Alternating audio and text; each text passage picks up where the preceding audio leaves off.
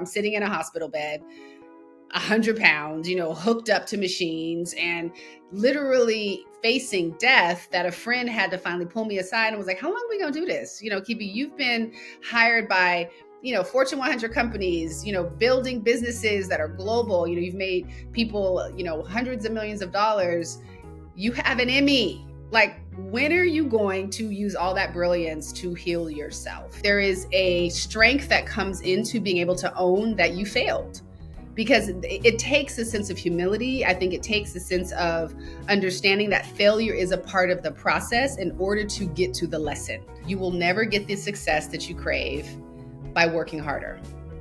It will only come by resting more, by pausing more. Hey friends, and welcome to the Next Best Thing podcast. I'm your host, Andrea Cline-Thomas. I am here to help you live the life that you design. Instead of choosing a life you think you have to settle for, let these conversations be your guide. Now, I say it all the time. These conversations are for you. They are, but they're also for me. Okay? Because your girl needs some help. If you are new here, the next best thing is not just a slogan. It's not just a catchy title. It is literally what I am doing live and in color every day of my life, that I am in pursuit, that I am realizing my next best thing. This is what I know to be true about the next best thing, is that once you get that thing that you have been gunning for, that is just the first step.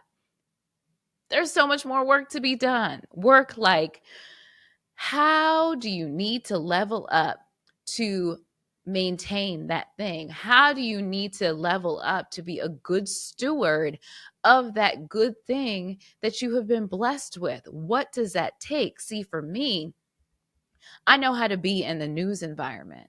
That is the training that I received, right? But I know in this space, in this new blessing that I have, I cannot bring old things to this new space.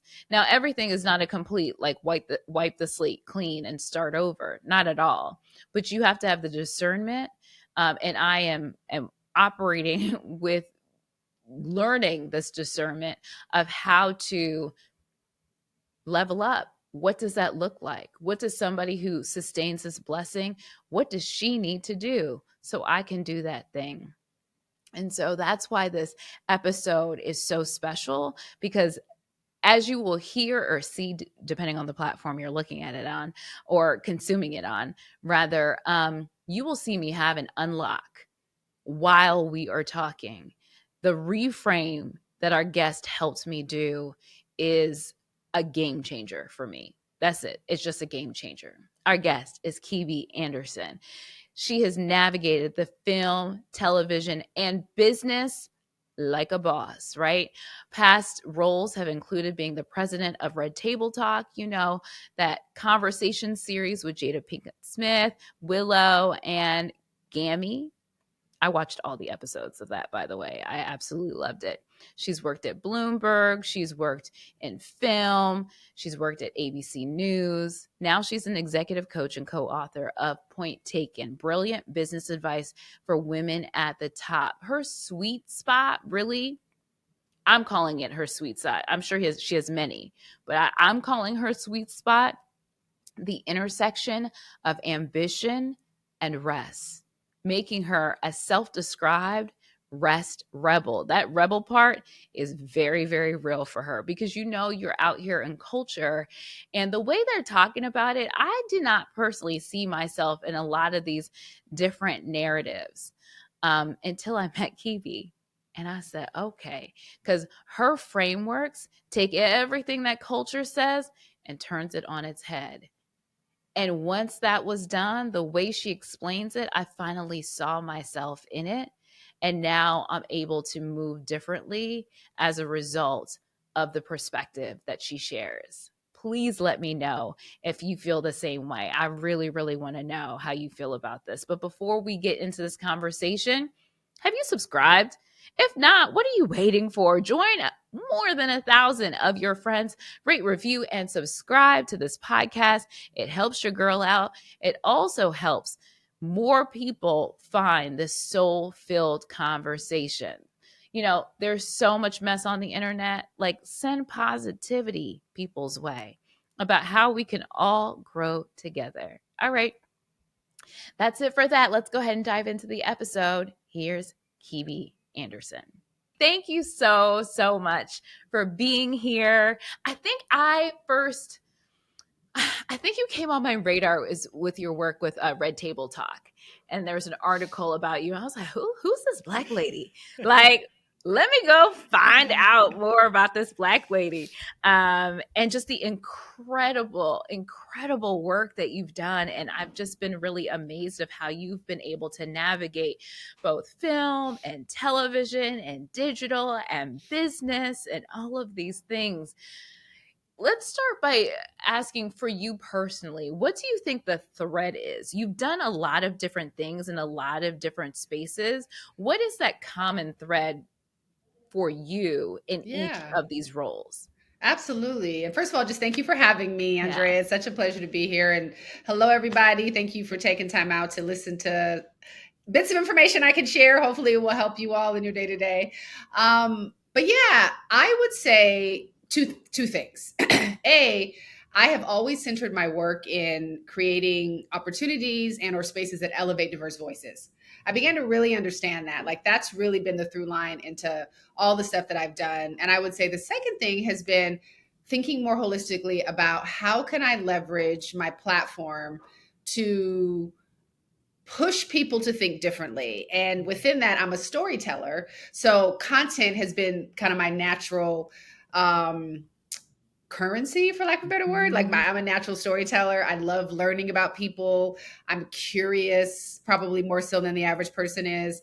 And so the combination of those things has led me to different spaces and places that I probably would have never even imagined that I might end up in. But as we say, for those of us who are believers, kind of not your timing, but divine right timing, everything that you do actually does have a purpose. And I firmly believe that.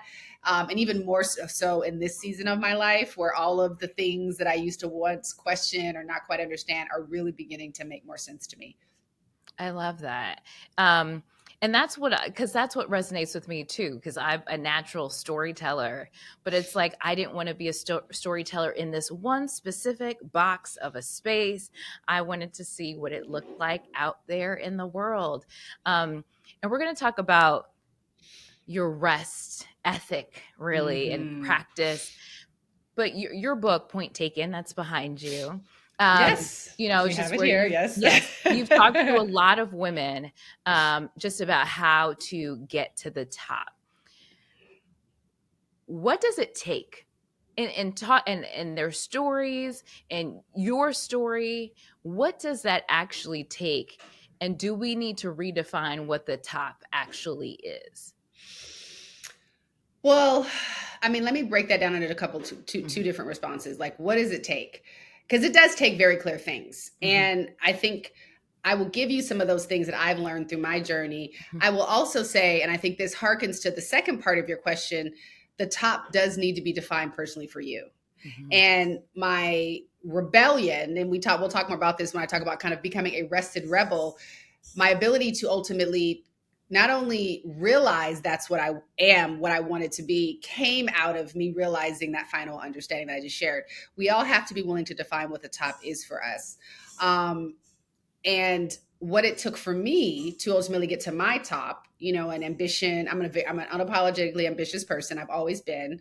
And I think that is a core element of what's necessary. Like you have to decide that you want it and really be okay with that. And I think there can be a lot of frustration, senses of shame, guilt, or especially for women, because we are oftentimes told that to be ambitious is a bad thing, to be intentional about declaring, I want to have a successful career, whatever that looks like, is considered negative, or it's not feminine, and for me, I was gifted and blessed at a young age to have very clear role models of women who were unapologetic about their ambition. My mother is one of them. So shout out to Dee Anderson.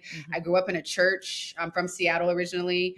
Mount Zion Baptist Church was the largest Black church in Seattle. I was birthed in that environment. And the first lady, unapologetically ambitious. She was very, very intentional about owning her role as the first lady of our church, but also as one of the pioneering voices in education. She was very, very established. I grew up in a church surrounded by business owners who were men and women. Mm-hmm. So for me, like, I had that at an early age. And so it was something that was fostered and encouraged in me. I think as I got older, the understanding around resilience became really, really clear. Like, I am somebody who's failed a lot. And I think if you want to be ambitious, if you want to get to the top, you have to learn how to embrace failure.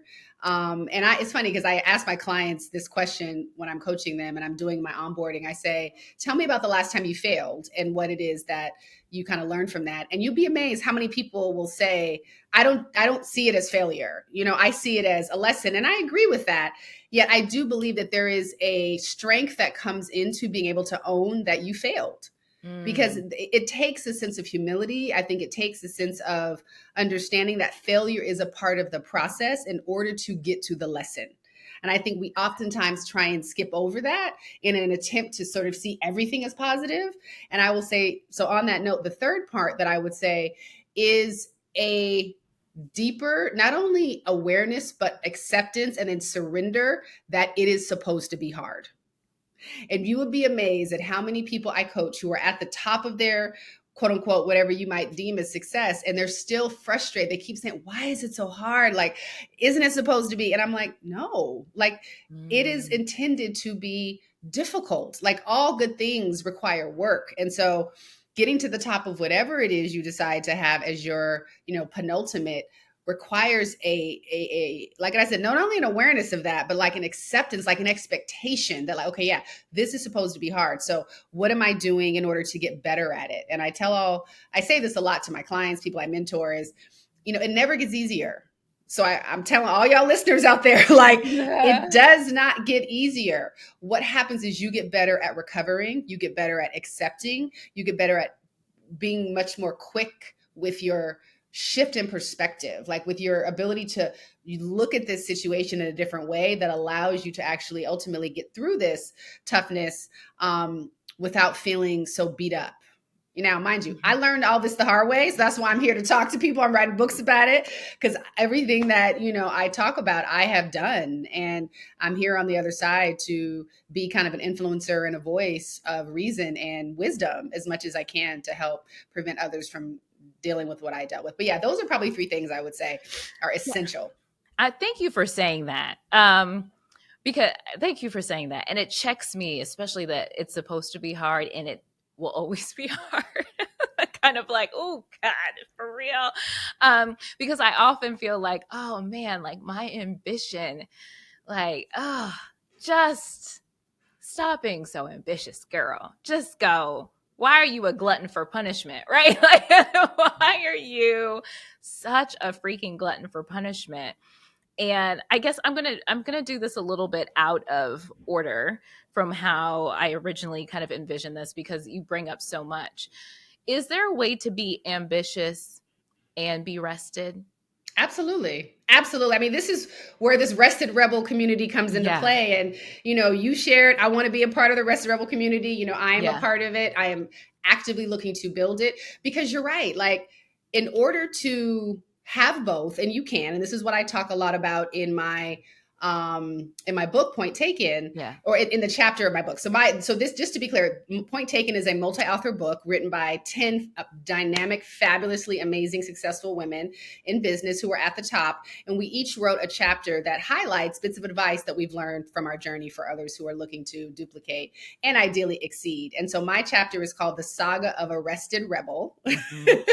And I say that saga is intentional. I mean, you think about saga, like this is multiple years over and over again. I was very intentional.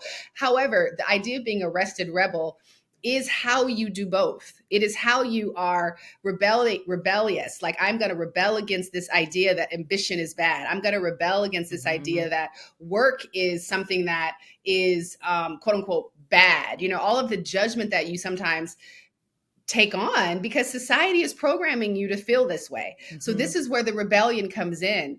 And it is a constant rebellion against the programming that all of us have been subject to, especially those of us who grew up in America and who are operating in a capitalistic world. You have to rebel against it. And it's a consistent rebellion, right? It's not something that you get away from very quickly because capitalism ain't going nowhere, right? And I like capitalism, to be clear. I mean, I believe in it. This is the reason why you can come in with very humble beginnings like myself and ultimately, rise to the highest levels of success financially, spiritually, whatever it is you want to talk about. But it's in understanding the key. The power is in your pause. So I write about this. My movements are around this. It's beginning to reprogram your brain to understand that you will never get the success that you crave by working harder. It will only come by resting more, by pausing more. And that is that's a revolutionary way to think, because we've all been told, you got to work twice as hard to get half as fast as a woman, as a person of color. But even beyond that, hard work, hard work. And there's nothing wrong with hard work. It is necessary. It is when we begin to place the power in the work that we start finding ourselves exhausted, burnt out, frustrated, all the things that I hear. And so it's more about thinking through, how do I create a harmonious relationship between my work and my rest, that you are able to have success in doing both. You have to work hard. You will never be able to achieve your goals if you don't. But if you don't rest harder, you will never actually be able to sustain them. And that is what real wealth creation, that's what real ambition is centered in, like a sustainable framework and process and methodology that you can use to ensure that you are capable, like you have the capacity to actually exist at the highest levels of success. So that's a little taste of it. Hopefully that gives folks some insight. I can get into the how you do that, but just understanding that fundamental principle and being willing to say, okay, I'm going to test it out. Let me test it and see what you get. Because the data is there. Like, I'm a very database person. I move through the world with a results-oriented mentality. I think that's why I have a lot of success with my clients, because they're all very much in the same vein. And so the willingness to at least say, I'll rebel a little bit, is where we have to start. I love that, because I feel like the way the conversation has been happening is either like, you got to hustle hard, like sleep when you die type of situation, or go lay down and just go lay down. And it's just kind of like, I'm like, well, I have bills and I am a single income, or like I got big girl bills. Like, I'm not sure. I want to go lay down, but I have bills. Like, how do the two coexist? Yeah. So I really appreciate this whole idea of, it's like, I'm struggling, right? I was struggling of Yeah. embracing, like, because I'm like, yes, you need rest and it's important, but you're framing in that way. It's like, but how do you don't get money by just sleeping all the time. Like, that's to my Absolutely. detriment. So I Yeah, love how definitely. I heard you say rest, then work, versus working, then rest. And Absolutely. unpack that for us. Absolutely. I mean, well, you just highlighted the quandary that I had, I mean, and, layer in, I'm actually killing myself, because a lot of my work in this book was born out of a, now almost 12-year journey where I was diagnosed with diagnosed with an autoimmune condition that required me to fundamentally shift how I was showing up in the world. And despite all of the, implores from my doctors, my partners, I was like, no, I'm about to outwork this thing, until the point where I'm sitting in a hospital bed, 100 pounds, hooked up to machines, and literally facing death, that a friend had to finally pull me aside and was like, how long are we going to do this? Kibi, you've been hired by, Fortune 100 companies, building businesses that are global. You've made people, hundreds of millions of dollars. You have an Emmy. Like, when are you going to use all that brilliance to heal yourself?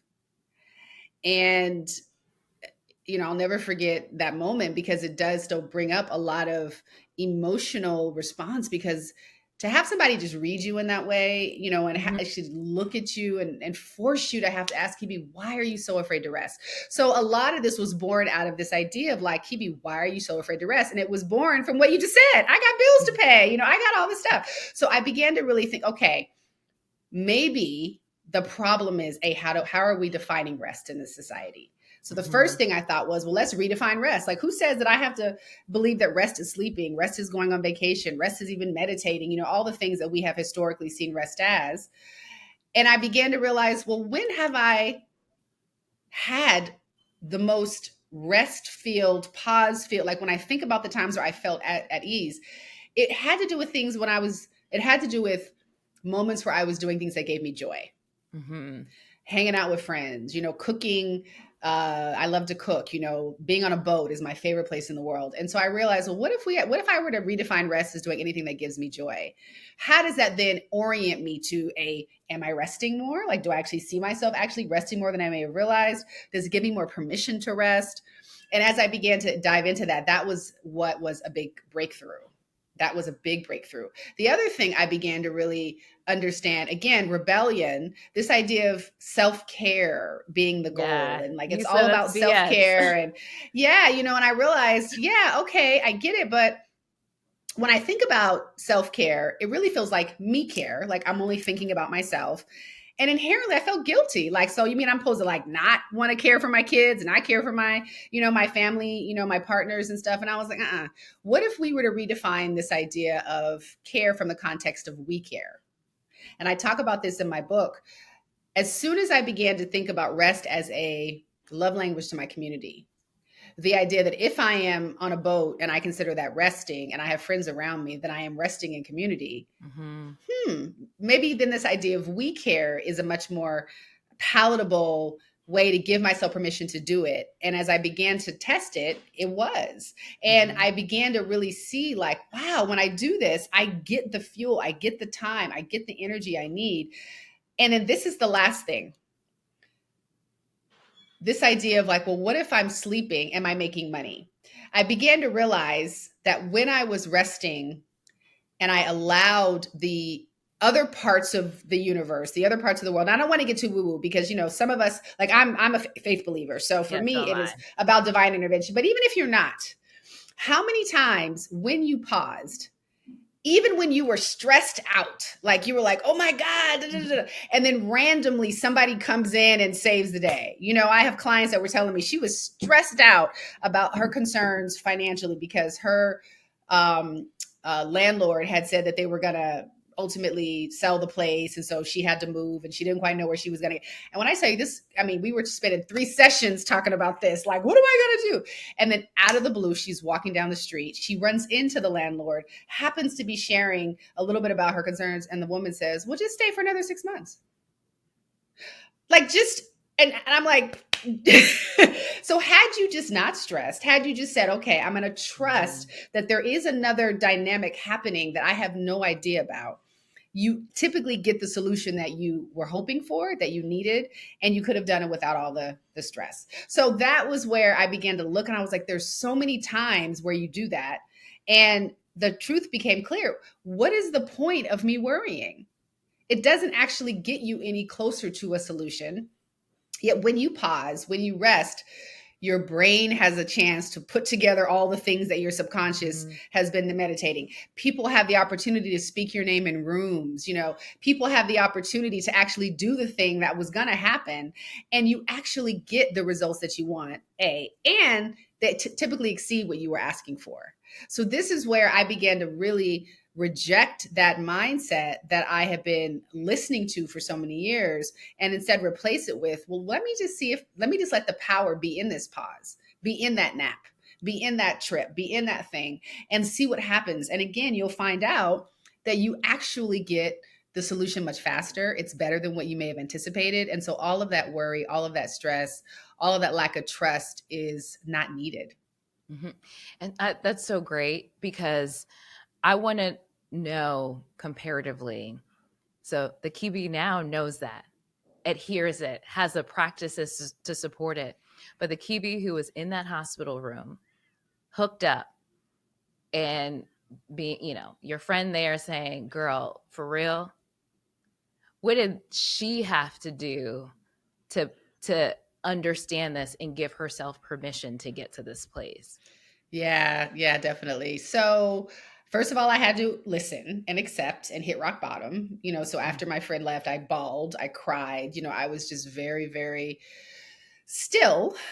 And then my little consultant hat clicked on, and I began to say, okay, let me test it. Let me Kibi, you are your client now. You are Kibi Inc. So imagine you were coming in completely cold. You don't have all the biases. You don't have all the things. How would you approach the situation? And that's what I did. I put together a framework. And to your point, I said, okay, well, let me just start with the question of rest. Kibi, why are you so afraid to rest? Because that was ultimately what I had to finally get to. Why are you so afraid to rest? Because you've been getting signs from everybody, physically, verbally, everything, and you're not listening. Why? And I said, okay, well, then fundamentally, rest has to be an act of trust. So what are you not trusting? And as soon as I could pinpoint what I wasn't trusting, and in that moment, it was, I'm not trusting that if I slow down, I will still be able to pay my bills. Very simple. That was it. I have trauma around money. I grew up, with very humble means. I have been homeless. I have definitely not had food in my refrigerator. So I know what it feels to not eat. Like that is a very real thing. Yeah. And I have been spending my whole life, best schools, best jobs to prevent that. And yet here I was in a bed, basically incapacitated to the point where I could not ensure that I would be able to work to support myself. So inherently I had to say, okay, well, that clearly has got me right back to where I was running from. So that didn't work. So again, consultant Kibi says, okay, well, what if we test the pause? Like, let's just test the pause. And so I did an experiment, so after I started realizing, okay, if your fear is that you're not gonna be able to pay your bills, then let's see. So by the grace of God, I did have a little bit of savings, and so I was able to decide to test this theory for up to 6 months. Like I had enough that I could kind of do that. And I did it. And I took a complete pause. Like I got off boards. I was in the process of looking for a job because I was stopped looking for a job. Like all the things that I would normally do, I just said, I'm not going to do. And instead I said, I'm going to lean into rest. I'm going to go do the things that I hadn't been giving myself time to do. I'm going to take time to actually focus on doing the things that my doctors are saying I should do, because I had all the answers. I just wasn't listening. And in that 6 months, amazing things started to happen. I healed. Like I actually started to feel better because I took the time, I listened, and in my space, I was afraid to rest. So I said, let me lean into the power of rest. Let me just assume, even though I don't believe it, because this was not easy. I don't want to say this was easy. Like it took time. Every ounce of my body was telling me, Kibi, this is not going to work. But I had frameworks. And there were 3 things that I did that I talk about in the book. And I would use this as, something for people out here who are trying, like they want to, is I had to approach things from a different perspective. The first thing I had to do was shift to an abundance mindset. Yes. So in this framework, I had to stop saying what I always said. Well, what can go wrong if you rest, Kibi? What are you going to lose if you rest, Kibi? And instead, anytime those doubts came in, I would flip it and say, what can go right, Kibi, when you rest? What can go right when you pause? And that consistency, I just would force myself. And every time I did, I would come up with, okay, well, I guess that could happen. Let me just trust it a little bit more. So that was the first thing. Excuse me. The second thing was this idea of shifting from a mindset of self-care to we care, which I talk about. Like I really had to acknowledge that my decision, and this is when I knew I hit rock bottom, my decision to, from my hospital bed, 100 pounds, hooked up to machines, get on a Zoom and pitch my company. Wow. I literally did a 20-minute pitch to try to raise money. Got off. I mean, mind you, had my, at that time, partner I put on a shirt, finished and collapsed in bed, like literally collapsed. Wow. I was like, this is insane, Kibi. Because if you get the money, what you going to do with it? Like you can't run a company. You can't, like, that's when I knew that I was like, okay, this is crazy.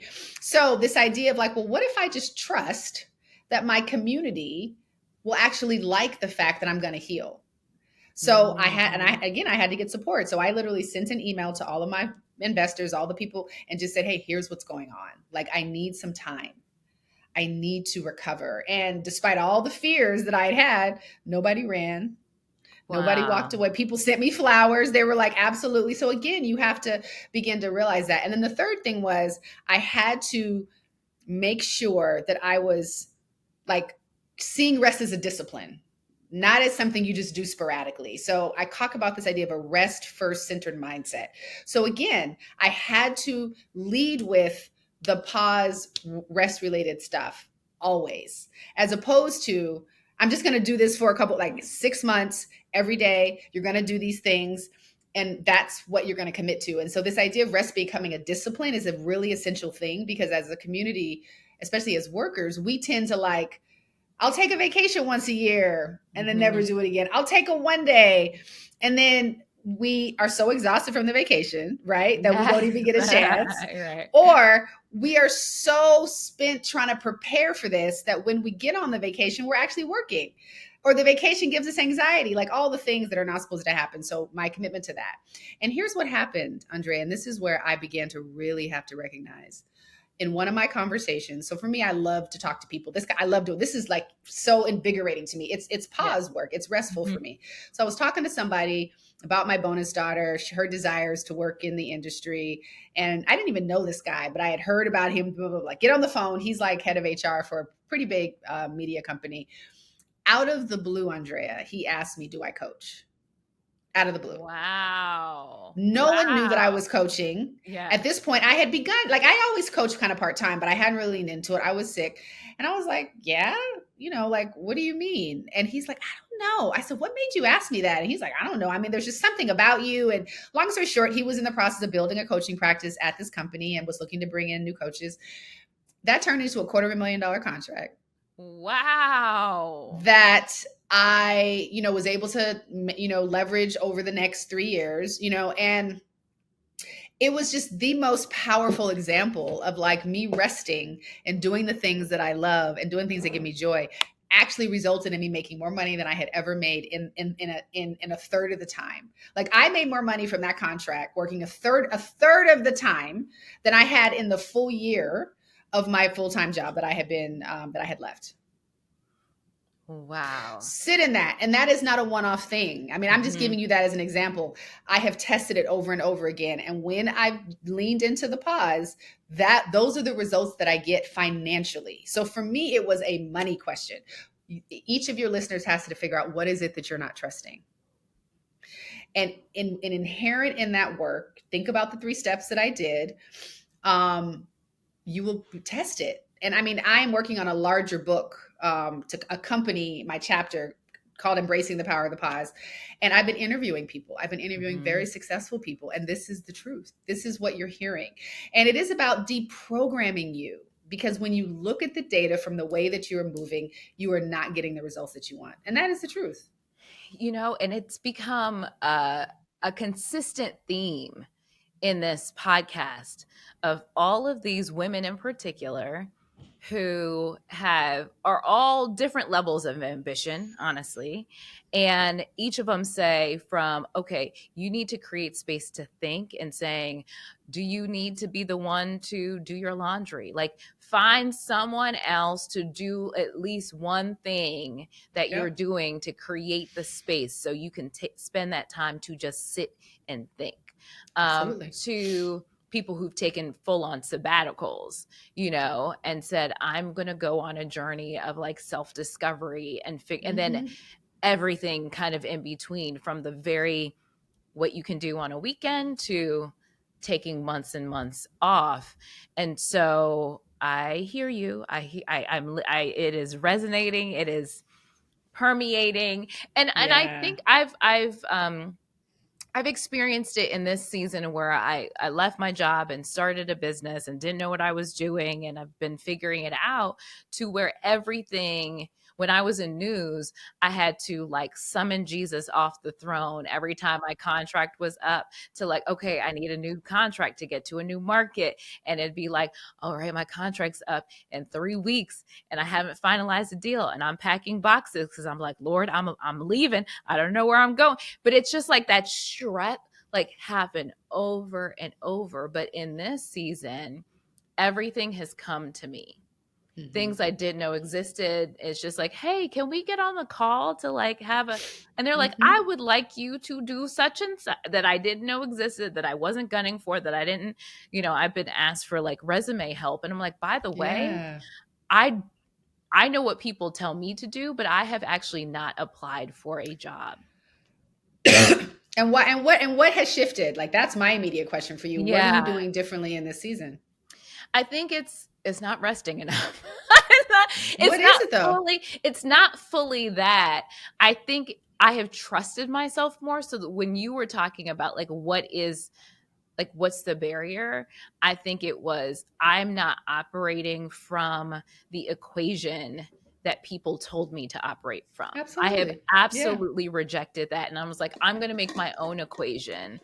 So I Yep. have leaned into one, trusting myself and my abilities and saying whatever happens, it's worth something somewhere. I just got to Yep. find out, and that I am just one conversation away. Like Hmm. it is so close. And so when I had quiet time and nothing was kind of shaken out, I was Hmm. just like, Hmm. I just need to. The second thing is I put myself out there and I tell my story, Mm, you know, and hmm. especially in LinkedIn, which is a space that's often very thought of as very white, Hmm. very judgmental, which it is.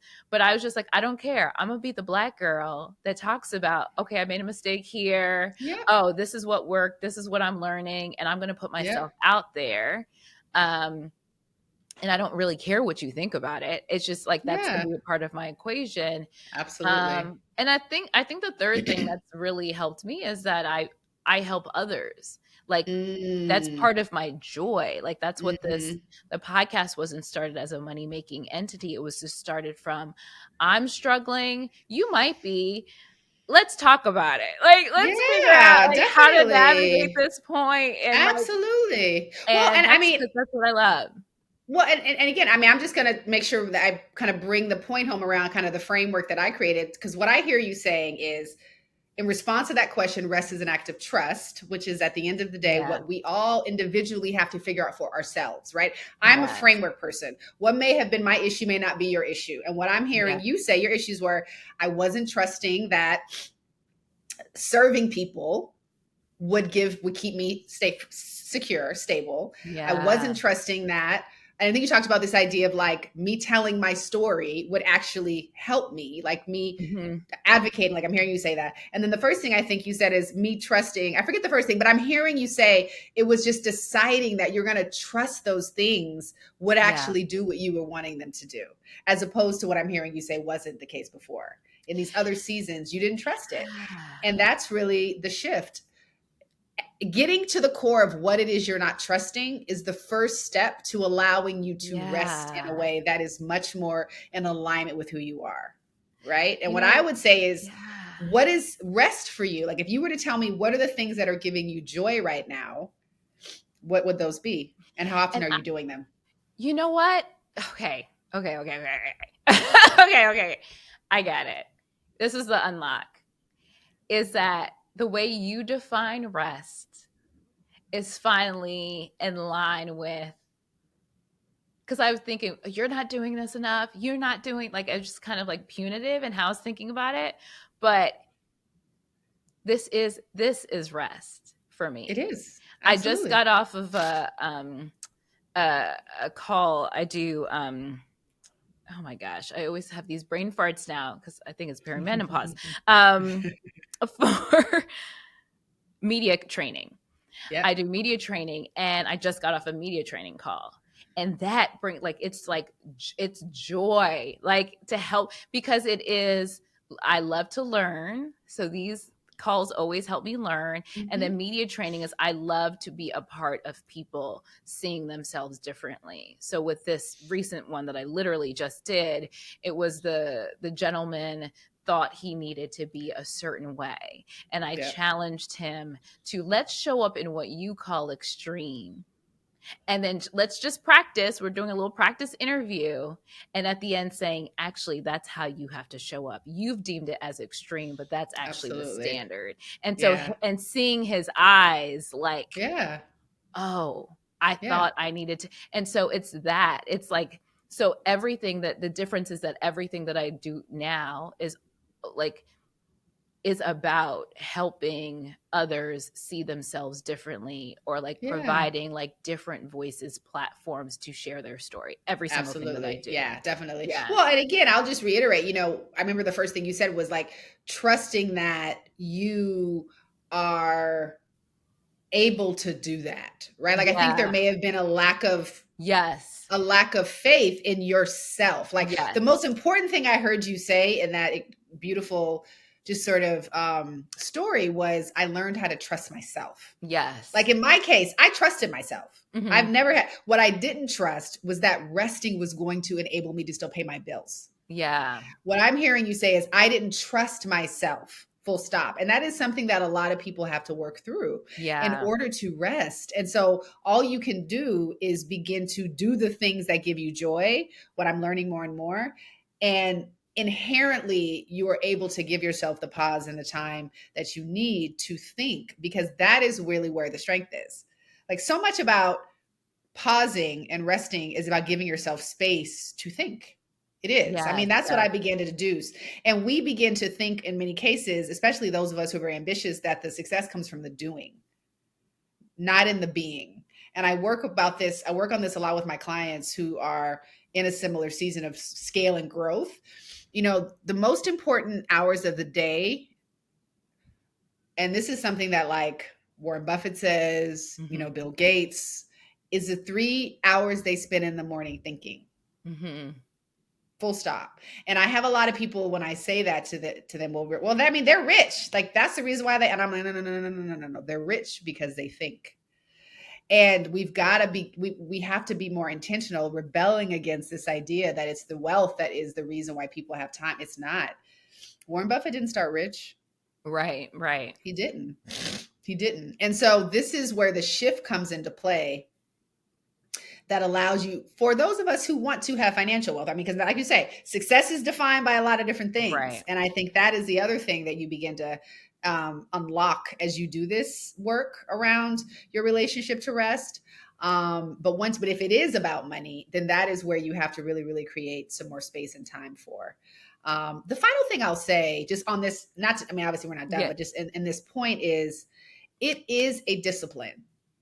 I have a tattoo. See this little tattoo, y'all? That's a Yeah. 4. That is a signal for me that I have to prioritize systems, simplicity, accountability, because the number 4 for me, I mean, the number 4 in the sort of numerical world represents that. I have t-shirts. I have mantras.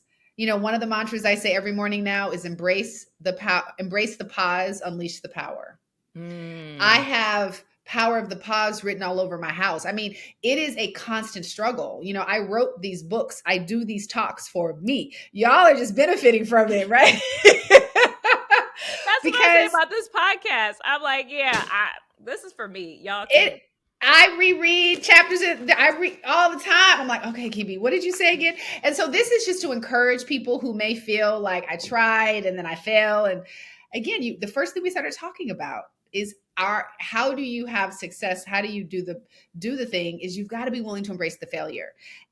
But the goal is to have the systems to allow you to recover very quickly from the failure. So what I have learned and what I advocate for people is we got to start turning and using these systems on a consistent basis around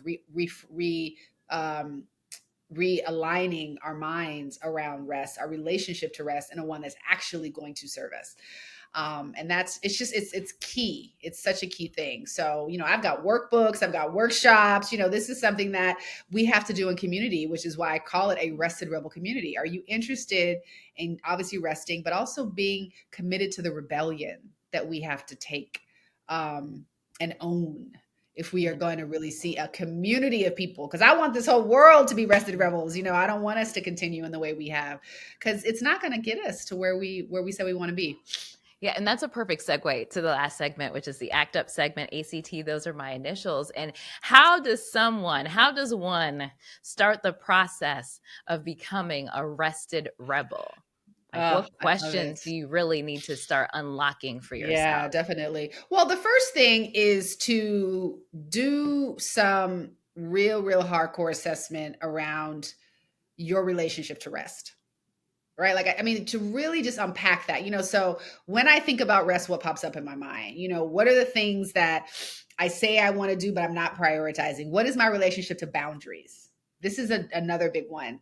I talk about this idea of, um, in order to become a rested rebel, you really have to unpack and examine your relationship to the word no. Mm-hmm. Because I'm, recovering people pleaser. I mean, we oftentimes begin to listen to that voice in our head that says us saying no is a bad thing, especially for those of us who may have been raised in the church. This idea of like service and giving and all those kind of things are a sign of, a quote unquote good Christian. And to be clear, all of those things are real. The other thing is that Sabbath is a commandment. Like, it's like Jesus didn't just do all these things and never stop. Like, you see examples in the word where he goes away for 30 days and 30 nights. He isolates himself. That is what rest was for him.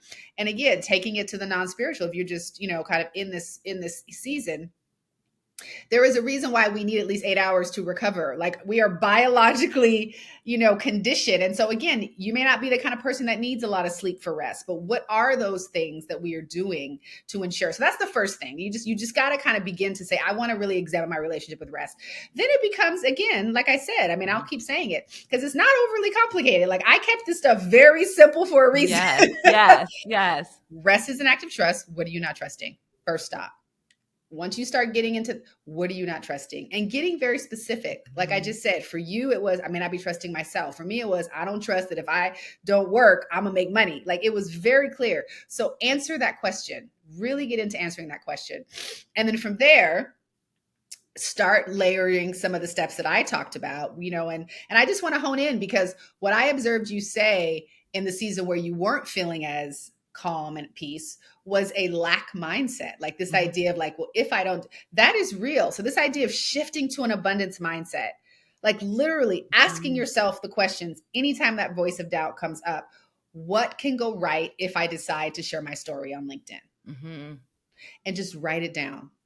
What can go right if I decide to take that walk in between my morning calls and my evening calls because I just want to get out here? Like, what can go right? And really begin to track it. And then the third thing, and this is where, and like write it down. Okay, like if this can go right, what can go right? And then the third thing would be to really just do it. And I hate to say it in such a simplistic way, but it's true. But start small. Right. One of the frameworks that I have that I teach a lot of my clients is called Kibi's macro success cycle. And it really leans into this idea that there is power in small, because very often, very few times in life when we have these big goals, and this can be a big goal for somebody, like really deciding they're going to decide to reorient the way they relate to work is a big thing. You don't achieve it in one grand sweep. It's overwhelming. It feels very scary to stop doing something that has worked. Me working got me out of poverty, into the best school, traveling the world. Like, that worked. So you're telling me to stop doing this and like, Kibi, do some pausing? No. Listen, I have said it all. So in order to do that, you have to embrace the micro. And so my macro success cycle has 4 steps: micro inspiration plus micro action plus micro share plus micro reward. Anybody wants to know more, hit me up. I will tell you about it. But the idea is, when you are trying to do something, be inspired, which is really where I'm talking about what can go right, right? Like, that's that first step, micro inspiration, small things. Micro action, though, is what I'm talking about in terms of just doing it. You've got to just do it. So start small. So if the idea of taking a 3-week vacation terrifies you, do 30 minutes. Like, literally, just start small. Do something once you've defined what gives you joy, because that is key. That joy shift has been very helpful for me. Let me just say, so if you want to be rested rebel, this is where it comes in. What are those things? Literally think about it. And it typically is what you did when you were a kid. Like, if you start going and just spend a few minutes, take that little 30 minutes I'm telling you to do, start small, micro action, and imagine, well, what are the things that I used to do when I was a little kid that just for the sheer fun of it? Like, no, for me, it was bike riding. For me, it was long walks. For me, it was reading. Like I said, anytime I'm on a boat. So I started doing those things. 30 minutes, do it for 7 days. This is my call to action for y'all who are struggling. Take the smallest micro unit you can do. Take the time, commit to it for 7 days. And after you do that, I want you to reflect on these questions, like, what was different, what went right, and how do you feel? And I guarantee you will see the difference. You will see it. I mean, the data is just there. I've been doing it. I've been having clients do it. and you will notice a shift. And my hope is that as you start seeing and getting affirmation of the small changes, you'll be willing to take bigger micro actions as you go over time. But that is it. I mean, it's not overly complicated. Like, it's intended to be simple. Yeah. So what do you think about that when I say? No, I think it's great. I think the reframing of what rest is, because I've been beating myself up about that, honestly. And so the reframe of what rest is, there are things that I'm like, I have not read a book in a really long time. And I have these books that are piling up and I want to create space to read them because that it makes me really happy, that I'm trying to, make space for, but not discounting the joy that I now have in my everyday that I didn't have before. And I created that for myself, and so key. Giving myself credit for what I have been able to do, from nothing, really, or starting from experience. Yes. But literally I plucked it out.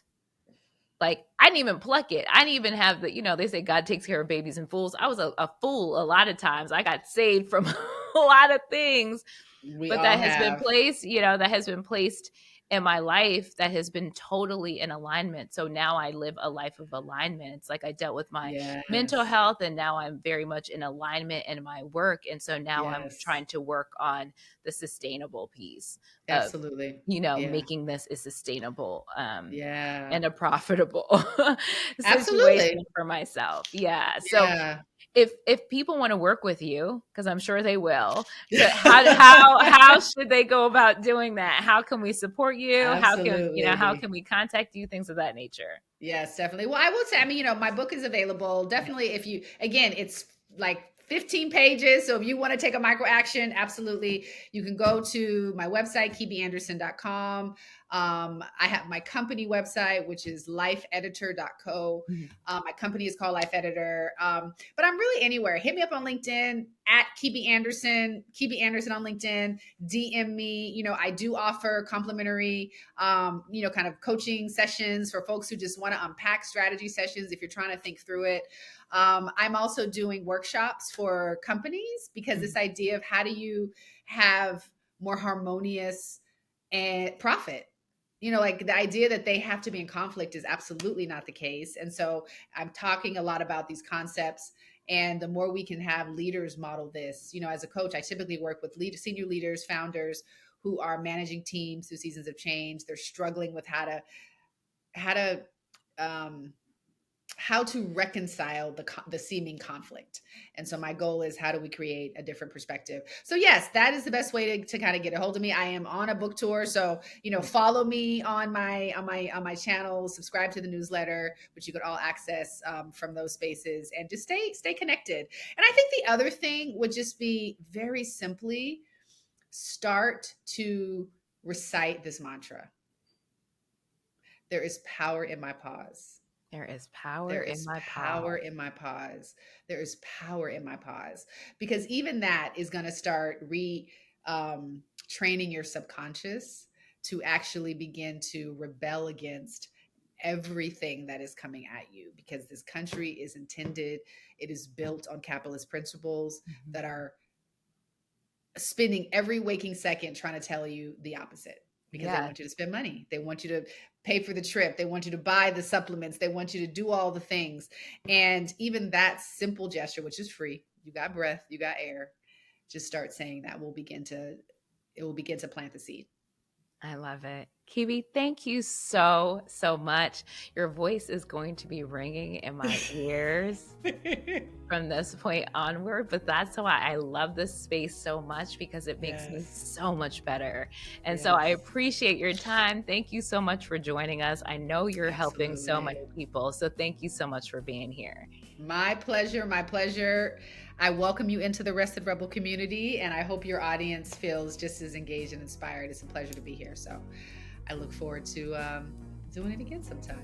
I'm packing my backpack, girl. I'm coming. Thanks for listening to The Next Best Thing with Andrea Cline-Thomas, a Mountain Court Media production. The music was written, recorded, and produced by Gavin Casey. also known as dark purple. Now, if you like what you heard, please subscribe, give us a 5-star rating, and write a comment on your favorite podcast platform. And don't forget to share it with friends. And I hope this episode helps you on your journey. See you next time.